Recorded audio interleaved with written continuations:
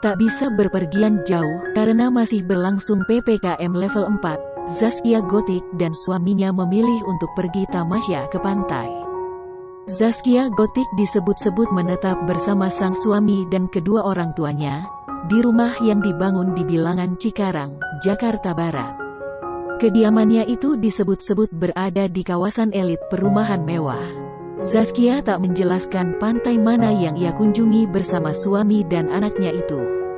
Pada keterangan fotonya, Zaskia nampaknya ingin berpergian ke Bali. Namun karena kondisi yang tak memungkinkan akhirnya pergi ke pantai dekat rumah saja.